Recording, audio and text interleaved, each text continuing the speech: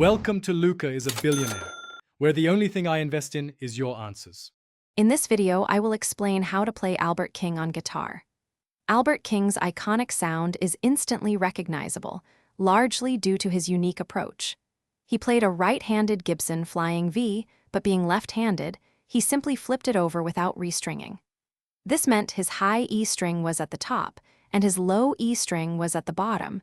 To capture Albert King's tone, your gear choice is crucial. He famously played a Gibson Flying V, often through a Fender twin reverb amplifier. Aim for a clean, loud tube amp sound with plenty of headroom. Set your amp's treble high, around 8 or 9, and the bass lower, perhaps at 3 or 4, to achieve that piercing, yet clear, blues tone. Once you have gathered all the necessary information, it is time to deliver your righteous verdict. The gameplay is straightforward.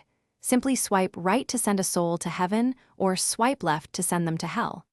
Remember, your role demands both fairness and justice. Each decision shapes the afterlife, so consider every confession and lie detector result carefully before making your final, impactful choice.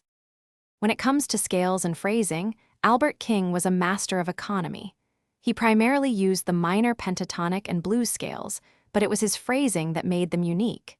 He focused on fewer, perfectly placed notes, letting each one sing with powerful vibrato. Practice call-and-response patterns, leaving space between your phrases, just as he did in his legendary solos. Thanks for watching and please subscribe. It's the best investment you'll ever make.